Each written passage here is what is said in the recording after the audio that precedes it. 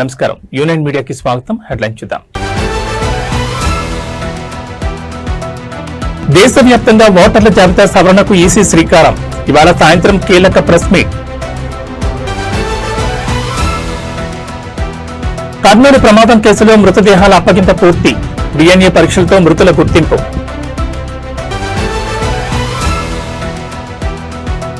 Montha తుఫాన్ effect, సముద్ర తీరంలో ఎగసిపడుతున్న అలలు.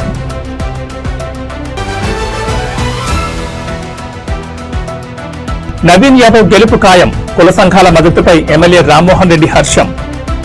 ఇక డీటెయిల్స్ చూస్తే దేశవ్యాప్తంగా ఓటర్ల జాబితా సవరణకు కేంద్ర ఎన్నికల సంఘం శ్రీకారం చుట్టనుంది. ఇందుకు సంబంధించిన ప్రత్యేక సవరణ కార్యక్రమాన్ని నేటి సాయంత్రం ప్రకటించే అవకాశం ఉంది. ఈ మేరకు సాయంత్రం 4:15 ఈసీ మీడియా సమావేశం ఏర్పాటు చేసింది. ఎన్నికల సంఘం మీడియాకు పంపిన ఆహ్వానంలో కేవలం ప్రెస్ కాన్ఫరెన్స్ నిర్వహిస్తున్నట్లు మాత్రమే పేర్కొంది. అయితే ఇది పూర్తిగా ఓటర్ల జాబితాల సవరణకు సంబంధించిన ప్రకటనేనని అధికార వర్గాలు స్పష్టం చేస్తున్నాయి.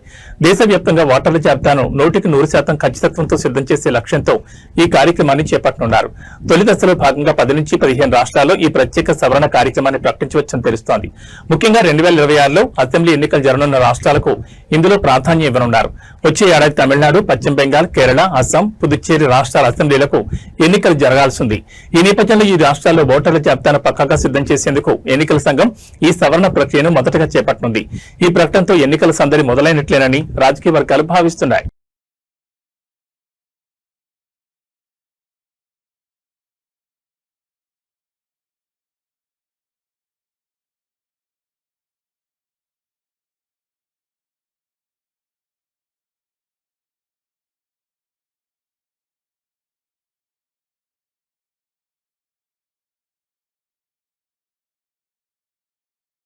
కర్నూలు బస్సు ప్రమాదం కేసులో గుర్తుపట్టలేనంత భయానక స్థితిలో మృతుల శరీరాలు దెబ్బతిన్నాయి. దీంతో వారిని గుర్తించడానికి డిఎన్ఏ పరీక్షలు చేయించడానికి ఆంధ్రప్రదేశ్ ప్రభుత్వం నిర్ణయించిన విషయం తెలిసిందే. డిఎన్ఏ పరీక్షలను నిర్వహించిన అనంతరం ఆదివారం మృతదేహాలను కుటుంబ సభ్యులు, బంధువులకు అప్పగించడం అధికారులు ప్రారంభించారు. సోమవారం నాటికి 19 మృతదేహాలను అప్పగించడం పూర్తి చేశారు. డిఎన్ఏ పరీక్షల ఆధారంగానే మృతులను గుర్తించి పార్థివ దేహాలను వారి కుటుంబ సభ్యులు, బంధువులకు అప్పచెప్పినట్లు అధికారులు తెలిపారు. అయితే కర్నూలులోనే అంత్యక్రియలు నిర్వహించాలని మృతుల కుటుంబ సభ్యులు కోరారు. దీంతో కర్నూలులోనే అంత్యక్రియలకు కావలసిన ఏర్పాట్లను అధికారులు చేశారు. బీహార్కు చెందిన ఓ మృతుడికి అంత్యక్రియలను ఇప్పటికే నిర్వహించగా తమిళనాడుకు చెందిన ప్రశాంత్ అంత్యక్రియలను నేడు నిర్వహించనున్నారు. ప్రశాంత్ కుటుంబ సభ్యుల వినతి మేరకు కర్నూలులో అంత్యక్రియలకు ఏర్పాట్లు చేసినట్లు అధికారులు తెలిపారు.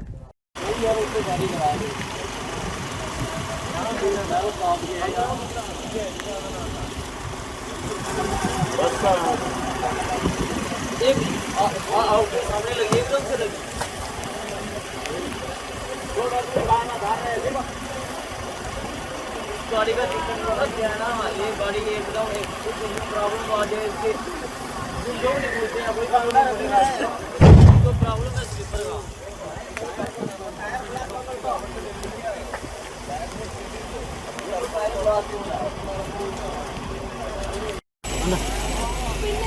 अच्छा ఫైర్ యాక్సిడెంట్ అయిన సందర్భంలో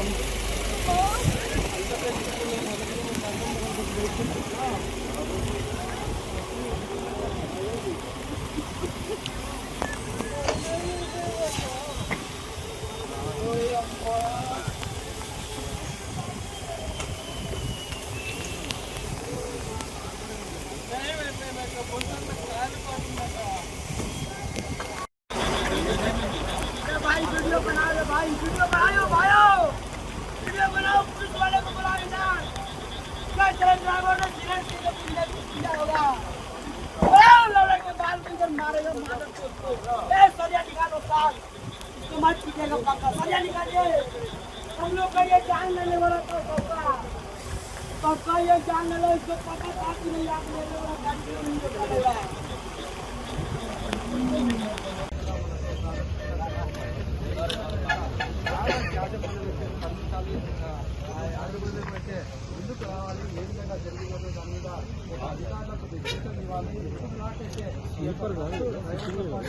ఆంధ్రప్రదేశ్ రాష్ట్రంలో పలు చోట్ల భారీ వర్షాలు కురుస్తున్నాయి. మరోవైపు మోంథా తుఫాన్ దూసుకొస్తోంది. ఈ నేపథ్యంలో పలు జిల్లాల్లోని పాఠశాలలకు, కాలేజీలకు అధికారులు సెలవులు ప్రకటించారు. తుఫాన్ హెచ్చరికల నేపథ్యంలో విశాఖ జిల్లాలో ఇవాళ, రేపు 2 రోజుల పాటు విద్యా సంస్థలకు సెలవు ప్రకటిస్తున్నట్లు కలెక్టర్ హరీందర్ ప్రసాద్ తెలిపారు. జిల్లా ప్రజలు అప్రమత్తంగా ఉండాలని సూచించారు. అనకాపల్లి జిల్లాలో కూడా కలెక్టర్ విజయకృష్ణన్ 3 రోజులు సెలవులు ప్రకటించారు. మోంథా తుఫాన్ ప్రభావం దృష్ట్యా జిల్లా వ్యాప్తంగా విద్యా సంస్థ సంస్థలకు అక్టోబర్ 27, 28, 29 తేదీల్లో సెలవులు ప్రకటిస్తున్నట్లు తెలిపారు. భారీ వర్షాలు, బలమైన గాలులు వీచే అవకాశం ఉన్నందున ప్రజల భద్రతను దృష్టిలో ఉంచుకుని ప్రభుత్వ, ప్రైవేట్ పాఠశాలల అన్ని విద్యా సంస్థలను మూసివేసినట్లు పేర్కొన్నారు. ఈ ఆదేశాలను ఉల్లంఘించి ఎవరైనా విద్యా సంస్థను తెరిస్తే వారిపై కఠిన చర్యలుంటాయని కలెక్టర్ విజయకృష్ణన్ హెచ్చరించారు. మరోవైపు ఉమ్మడి నెల్లూరు జిల్లాలో విస్తారంగా వర్షాలు కురుస్తున్నాయి. వర్షాల కారణంగా నదులు, వాగులు, వంకలు, కాలువలు పొంగి పొర్లుతున్నాయి. సోమశిల డ్యాంలో 70 టీఎంసీలు, కండలేరు జలాశయంలో 60 టీఎంసీలకు నీరు చేరుకుంది. 1000 హెక్టార్లలో పంటలు నీటి మునగాయని రైతులు ఆందోళన వ్యక్తం చేస్తున్నారు. తుఫాన్ ప్రభావంతో చేపల వేట, చేనేత పనులు నిలిచిపోయాయి.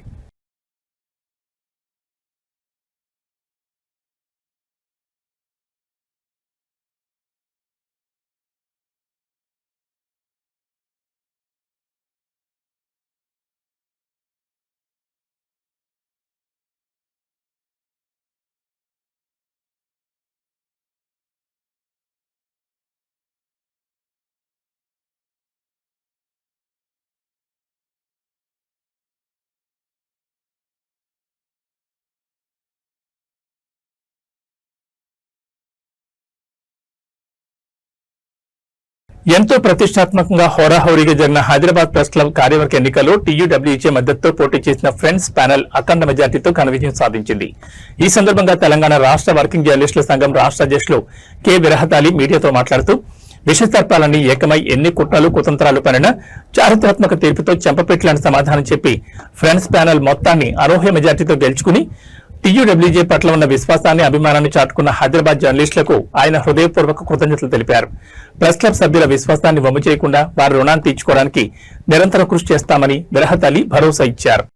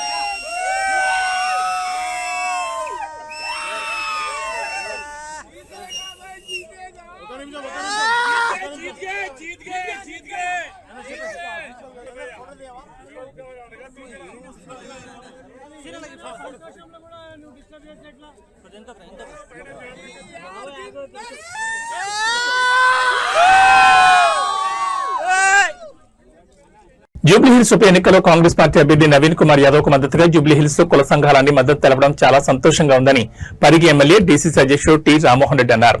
జూబ్లీహిల్స్ ఎన్నికల ప్రచార కార్యక్రమంలో భాగంగా ఎన్నికల ప్రచారం నిర్వహించే ముందు శ్రీ వెంకటేశ్వర స్వామి దేవాలయంలో పక్కనే ఉన్న దర్గాను పూజించి ప్రత్యేక పూజలు, ప్రార్థనలు చేసి ప్రచార కార్యక్రమాన్ని ప్రారంభించారు.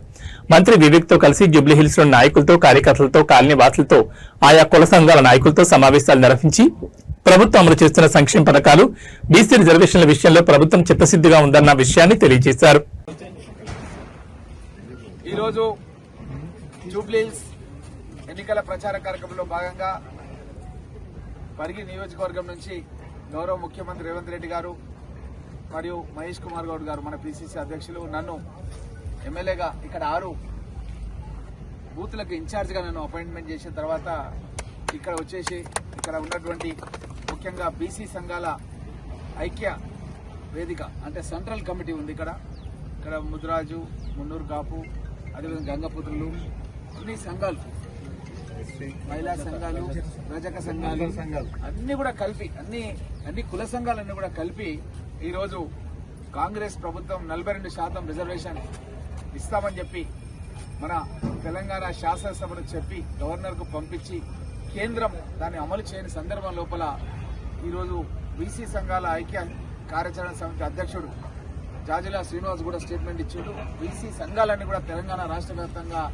జూబ్లీహిల్స్ ఎన్నికల్లో ప్రచారం చేయాలని చెప్పి కూడా ఈరోజు అన్ని పత్రికల్లో కూడా స్టేట్మెంట్ ఇవ్వడం జరిగింది. దానికి స్పందనగా కుల సంఘాలన్నీ కూడా ఈరోజు జూబ్లీహిల్స్ నియోజకవర్గంలో కాంగ్రెస్ పార్టీకి మద్దతు తెలపడం చాలా సంతోషంగా ఉంది. ఎందుకంటే కాంగ్రెస్ పార్టీ మన దేశానికి స్వాతంత్రం ఇచ్చింది, తెలంగాణ రాష్ట్రాన్ని ఇచ్చింది.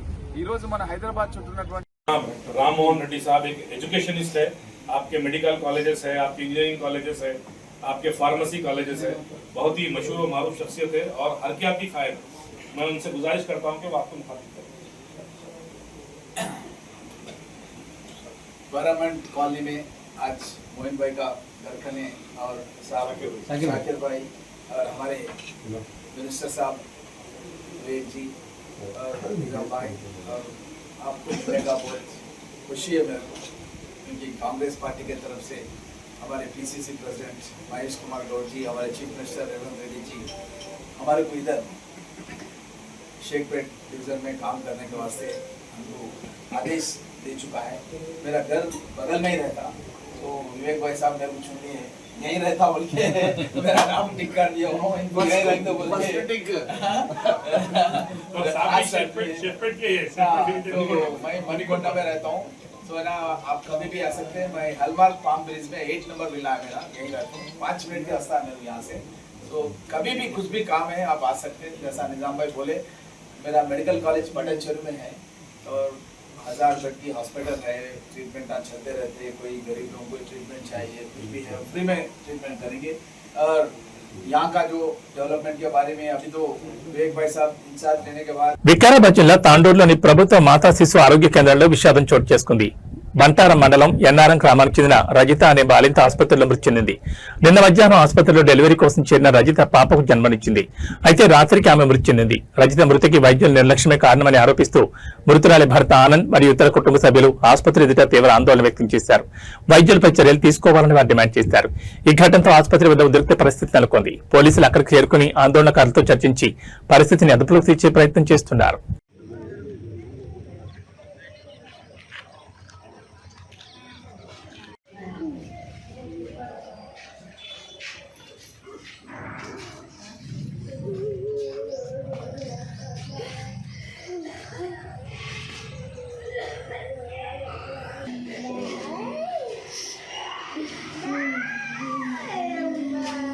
వచ్చి జాయిన్ అయినాం. పేరు విలేజ్ అమ్మాయి ఫుట్బాల్ మండల్ ఎన్నారం గ్రామం. ఆనంద్ నా పేరు, మా భార్య పేరు రజిత. ఇక నిన్న 11 గంటలకు డెలివరీ అయింది. అంతా మంచిగా ఉన్నది, పాప మంచిగా ఉన్నది, అంతా మంచిగా ఉన్నది. ఇక లోపలికి తీసుకొని చేసారు.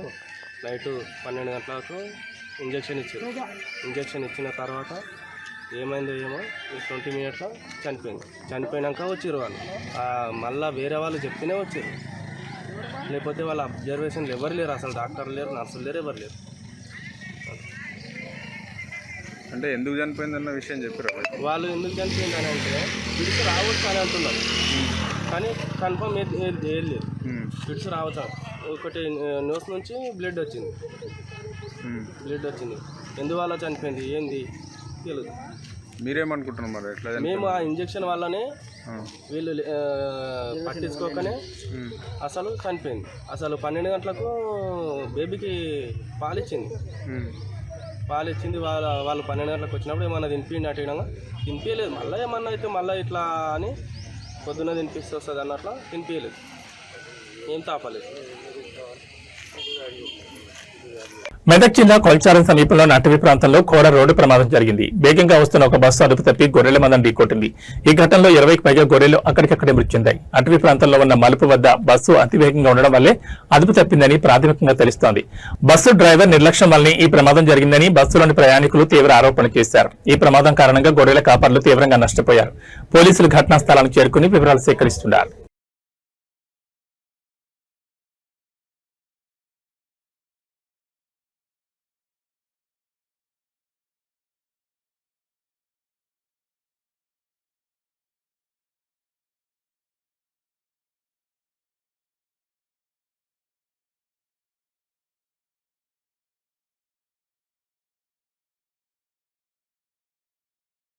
మేడ్చల్ జిల్లా పోచారం మున్సిపాలిటీ పరిధిలోని అనూజిగూడలో ఉన్న అయ్యప్ప దేవాలయం ప్రాంగణం నేడు ఇక్కడ సందడి వాతావరణం నెలకొంది. నీలిమ హాస్పిటల్స్ జోడిమెట్ల వారి ఆధ్వర్యంలో ఇక్కడ భారీ ఉచిత వైద్య సేవలు నిర్వహించారు. ఈ శిబిరంలో దాదాపు 500 మంది రిజిస్ట్రేషన్ చేయించుకుని వైద్య సేవలను వినియోగించుకున్నారు. నిర్వాహకులు తెలిపిన వివరాల ప్రకారం ఈ క్యాంపులో అన్ని రకాల వైద్య సేవలు ఉచితంగా అందించారు. ముఖ్యంగా బీపీ, షుగర్, థైరాయిడ్ వంటి పలు రకాల రక్త పరీక్షలు ఉచితంగా నిర్వహించారు. అంతేకాకుండా గర్భిణీ స్త్రీలకు ప్రతి నెలా పరీక్షలు నిర్వహించి తగిన సలహాలు ఇవ్వడం జరిగింది. రోగులకు అవసరమైన మందులు కూడా ఉచితంగా పంపిణీ చేశారు. ఈ సందర్భంగా మాజీ చైర్మన్ బోయపల్లి కొండలరెడ్డి మాట్లాడుతూ పోచారం మున్సిపాలిటీ పరిధిలో ప్రతి ఆదివారం ఉచిత హెల్త్ క్యాంపులు నిర్వహిస్తూ ప్రజలకు అండగా నిలుస్తున్న డాక్టర్ పల్లారెడ్డి, పల్లా రాజేశ్వర్ రెడ్డికి ప్రత్యేక ధన్యవాదాలు తెలిపారు.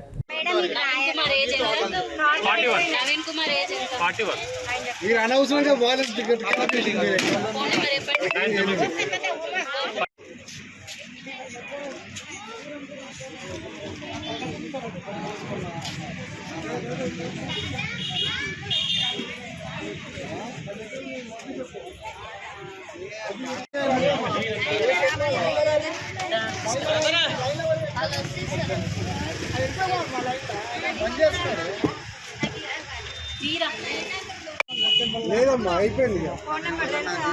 పొద్దు నుంచి ముగ్గురున్నా మీతో పాటు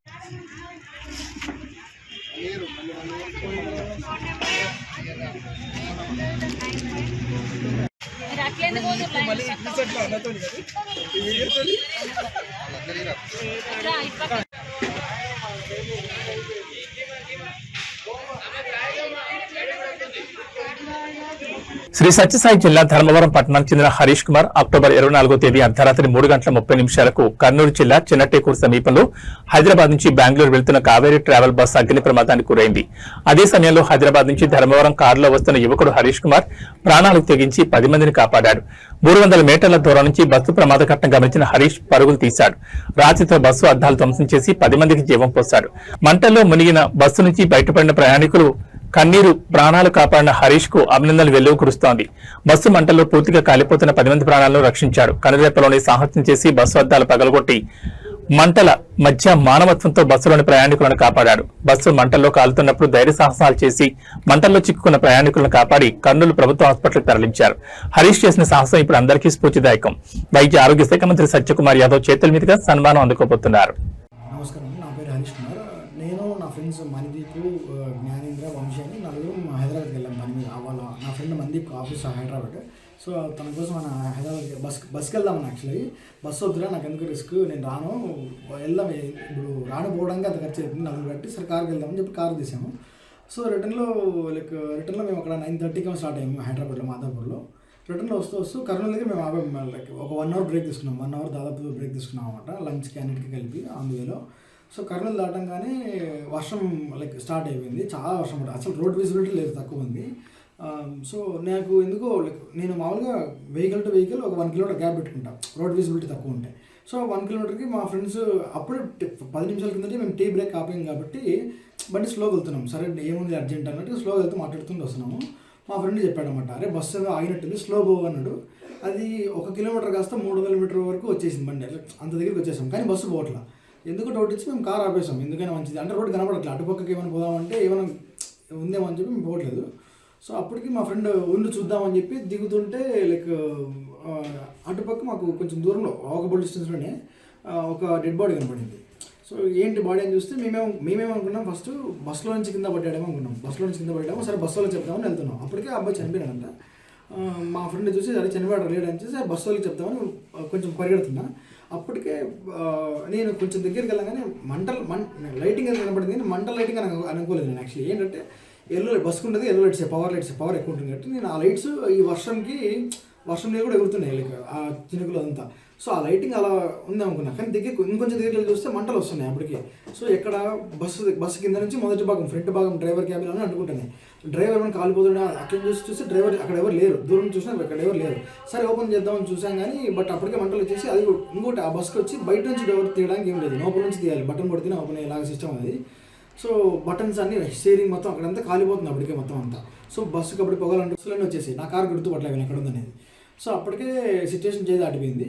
ఈ గ్లాస్ ఎవడైతే నేను నా ఫ్రెండ్ అందరం కలిసి పగలగొట్టామో, మేము 4 ఉన్నాం, నాతో పాటు ఇంకో 3 ఉండేవాళ్ళు నా ఫ్రెండ్స్. సో వాళ్ళు కూడా అటుపక్క ఎవరో దుంకేశారు అప్పటికే, ఆ పాపను ఎవరో బాగా పట్టుకున్నారు, మా ఫ్రెండ్స్ పట్టుకున్నారు. సో వాళ్ళందరినీ రోడ్ షిఫ్ట్ చేయించాం అటుపక్కకి. అంటే ఇటుపక్క బస్సెస్ వెహికల్స్ వచ్చేసి పెడతాను ఆ టెన్షన్తో మేము అటుపక్కకి తీసుకెళ్ళాం. అప్పటికి మంటలు చూసి అటుపక్క ఫ్రంట్ భాగం కాలుతుంది కాబట్టి అటుపక్క వచ్చే వెహికల్స్ అని ఆపేసి ఏం జరుగుతుందని ఆపేసి. సో అటుపక్క ట్రాఫిక్ లేదు. సో మేమంతా షిఫ్ట్ చేసాం అనమాట. ఈ సిచ్యువేషన్లో అప్పటికి కిలోమీటర్ల వరకు బ్లాక్ అయిపోయింది రోడ్డు. సో ఈ మన సైడ్ ఈ సైడ్ రావాల్సిన వెహికల్స్ కూడా రైట్ సైడ్లో రాంగ్ రూట్లోకి వచ్చేసాయి. సో అప్పటికే ట్రాఫిక్ అంతా నిండిపోయింది, మస్తు అయిపోయింది ట్రాఫిక్ అంతా. సో నేను వెంటనే అప్పటికే నేను జాకీ కోసం వెళ్ళినప్పటికీ బస్సు బ్లాస్ట్ అయిపోయింది. ఎక్కడ ఇన్సైడ్ బ్లాస్ట్ అయింది, బస్సు లోపల బ్లాస్ట్ అయింది. బస్సు లోపల బ్లాస్ట్ అవ్వడం వల్ల నేను లోపల అరుపులు వినపడతానే కానీ అది కాపాడమని అరుపులో లేకపోతే కాలిపోతున్న అరుపులో నాకు అర్థం కావట్లేదు. బస్సు ఆ సౌండ్ కన్నా ఈ నిప్పు మంట సౌండ్ ఎక్కువైపోయింది నాకు. సో నేను దగ్గరికి పోవడం కాకుండా ఐలోపు ఎవరైనా అంబులెన్స్కి ఫోన్ చేశారని గట్టిగా అరిచినా ఎవరైనా చేశారంటే ఎవరు పలకలేదు. వెహికల్స్ అంటే కిలోమీటర్ వరకు ఆగిపోయింది. ఇటువైపు కూడా ఎవరు అడ్డం తీయలేకపోతున్నారు. కానీ చాలా కొన్ని వెహికల్స్ చిన్న వెహికల్స్ అన్ని పక్క చెట్లలోకి మళ్ళీ ఇచ్చేసాము. ఈ గ్యాప్లో అటుపక్క ఉండే వెహికల్ అప్పటికే కరెక్ట్ ఆ టైంలో హైమారెడ్డి అనే లేడీ వచ్చింది. సో ఆమె అప్పుడు వాళ్ళ కార్స్ కొన్ని క్లియర్ చేసి బస్సుని ట్రక్కులు కొంచెం ముందుకు పంపించేసి ఆ ఒక వెహికల్ ముందుకు పిలిచామన్నమాట. ఆ వెహికల్ ముందుకు వస్తే దాంట్లో ఇద్దరు ఉన్నారు దాంట్లో. సో ఆయన ఎవరు అదే ఇట్లా ఆంజనేయ స్వామి కలది అది డ్రెస్ అది వేసుకున్నాడు ఆయన. సో నాకు గుర్తులేదు, మళ్ళీ చూసి చెప్తున్నాను నేను. ఆయన్ని అడిగాము, ఇట్లా మా ఫ్రెండ్స్ అడిగారండి ఇట్లా పిలిచబోతారా అంటే సరే మనం పిలిచిపోయారు. ఎవరు ఒక చిన్న బాబు బేబీను వాళ్ళ మదర్ని ఇంకొక ఇద్దరిని. ఆ ఇద్దరు ఒక జెప్ బయటకు వెళ్తున్నాయి, అంటే బయట అద్దాలనే పోతున్నాయి, అద్దాలు పగిలి వీళ్ళు మీకు పంపిస్తాను అన్నీ దగ్గర ఉన్నాయి. ఇంకా ఎవరు ధైర్యం చేయలేదు. ఒకవేళ నేను వెళ్దామన్నా ముందు సైడ్ నుంచి వెళ్ళి ఏమైనా చేద్దామన్నా కూడా మా ఫ్రెండ్స్ ఎవరు నన్ను పంపిణీ కాలేకపోద్దు. ఇప్పుడు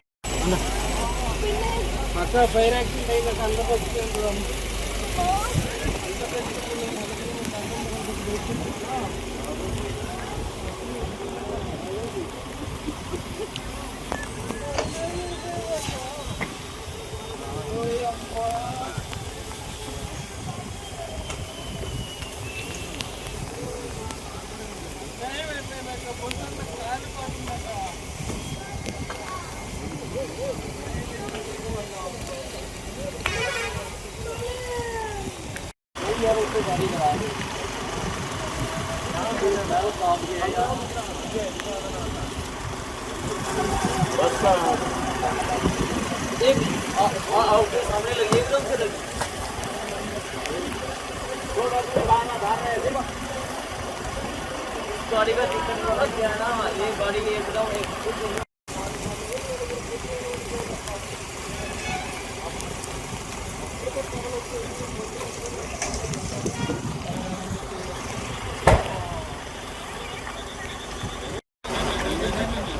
भाई वीडियो बना लो, भाई वीडियो बनाओ, पुलिस वाले को बुलाओ ना। क्या चले ड्राइवर ने सीरियस किया होगा, लौड़ा के बाल किधर मारेगा ए सरिया निकालो साथ, इसको मत पीटेगा पक्का, सरिया निकालिए। हम लोग का ये जान लेने वाला तो ये जान ले लो, इसको पता था कि नहीं आप लेने वाला गाड़ी नहीं निकालेगा। నకిలీ మద్యం కేసులో తనపై వస్తున్న ఆరోపణలు ఖండిస్తూ వైసీపీ నేత మాజీ మంత్రి జోగి రమేష్ విజయవాడలోని కనకదుర్గం ఆలయంలో సత్య ప్రమాణం చేసి తన నిర్దోషిత్వాన్ని నిరూపించుకునే ప్రయత్నం చేశారు. కుటుంబ సభ్యులతో కలిసి ఇంద్రకీలాద్రికి చేరుకున్న ఆయన ఘాట్ రోడ్ ప్రవేశ ద్వారం వద్ద చేతిలో దీపం వెలిగించి ఈ కేసుతో తనకు ఎలాంటి సంబంధం లేదని స్పష్టం చేశారు. ఈ సందర్భంగా జోగి రమేష్ మాట్లాడుతూ నా వ్యక్తిత్వంపై నింద వేశారు, నా మనసును గాయపరిచారు, అందుకే కుటుంబంతో సహా వచ్చి ఏ తప్పు చేయలేదని అమ్మవారి ఎదుట నిండు మనసుతో ప్రమాణం చేశాను. నా కుటుంబాన్ని అవమానించిన వారికి అమ్మవారు మంచి బుద్ధి ప్రసాదించాలని అన్నారు. గతంలో తాను చెప్పినట్లే తిరుపతి వెంకన్న బజవాడ దుర్గమ్మపై ప్రమాణానికి కట్టుబడి ఉన్నానని, అందులో భాగంగానే ఇప్పుడు ప్రమాణం చేస్తానని తెలిపారు.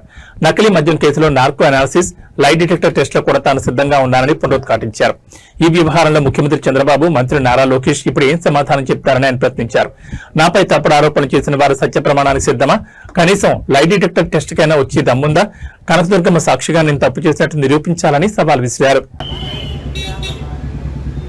వేడుకొండల సాక్షిగా తిరుమల రామారెడ్డిగా అమ్మ కనకదుర్గమ్మ దగ్గర రామారెడ్డిగా లేదు కారుతో పోవాలంటే మీ ఇంటికి వస్తానని చెప్పా, లేదు అంటే లైట్ డిటెక్టర్ టెస్ట్కి రెడీ అని చెప్పేసా, లేదు అంటే నార్కో ఎనాలిసిస్ టెస్ట్కి అయినా రెడీ అని చెప్పేసా.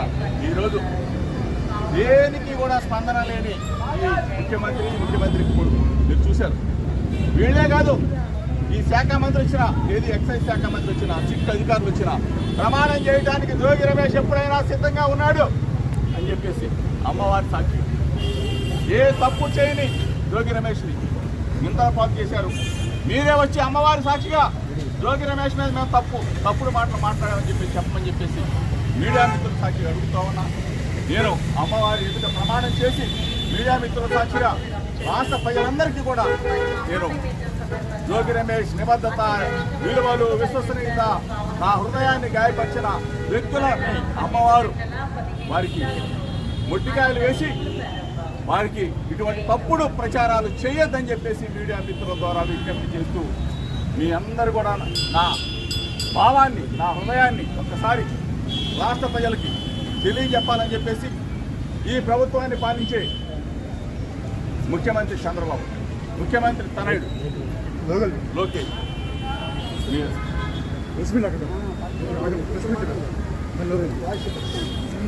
Team India vice captain Shreyas Iyer తీవ్రంగా గాయపడ్డాడు. ఆస్ట్రేలియాతో జరిగిన 3వ వన్డే మ్యాచ్ లో ఫీల్డింగ్ చేస్తూ గాయపడిన ఆయనకు ఇంటర్నల్ బ్లీడింగ్ అయినట్లు తేలింది. దీంతో ఆయన్ను సిడ్నీలోని ఓ ఆసుపత్రిలో చేర్పించి ఐసీయూలో ఉంచి చికిత్స అందిస్తున్నారు. శనివారం జరిగిన మ్యాచ్ లో ఆస్ట్రేలియా బ్యాటర్ అలెక్స్ క్యారీ కొట్టిన బంతిని శ్రేయస్ వెనక్కి పరిగెడుతూ అద్భుతంగా క్యాచ్ అందుకున్నాడు. అయితే ఈ క్రమంలో కింద పడడంతో ఆయన ఎడమ పక్కటెముకలకు గాయమైంది. మ్యాచ్ అనంతరం డ్రెస్సింగ్ రూమ్ చేరుకున్న తర్వాత బీసీసీఐ వైద్య బృందం వెంటనే ఆసుపత్రికి తరలించింది. గత 2 రోజులుగా శ్రేయస్ ఐసీయూలోనే ఉన్నాడు. వైద్య పరీక్షల రిపోర్ట్లు వచ్చిన తర్వాత అంతర్గత రక్తస్రావం జరుగుతున్నట్లు గుర్తించి వెంటనే ఆసుపత్రిలో చేర్పించాం. ఇన్ఫెక్షన్ వ్యాపించకుండా ఉండేందుకు 2 నుంచి 7 రోజుల వరకు ఆయన వైద్యుల పర్యవేక్షణలో ఉంటారని ఈ పరిణామం గురించి తెలిసిన ఓ అధికారి మీడియాకు తెలిపారు. టీం డాక్టర్, ఫిజియో ఏమాత్రం ఆలస్యం చేయకుండా సరైన సమయంలో ఆసుపత్రికి తీసుకెళ్లారు. ప్రస్తుతం ఆయన పరిస్థితి నిలకడగా ఉంది. కానీ ఇది ప్రాణాంతకంగా మారే ప్రమాదం కూడా ఉండేది. శ్రేయస్ మానసికంగా చాలా ధైర్యవంతుడు, త్వరలోనే కోలుకుంటాడని ఆయన వివరించారు. అంతర్గత రక్తస్రావం కావడంతో శ్రేయస్ అయ్యర్ పూర్తిగా కోలుకోవడానికి అనుకున్న దానికంటే ఎక్కువ సమయం పట్టొచ్చని తెలుస్తోంది.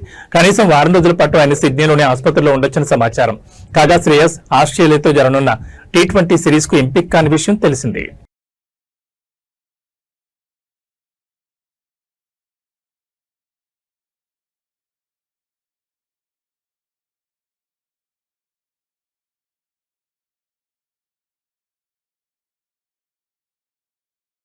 ఇవి బులెటిన్ విశేషాలు. మరో బులెటిన్లో మళ్ళీ కలుసుకుందాం. నమస్కారం.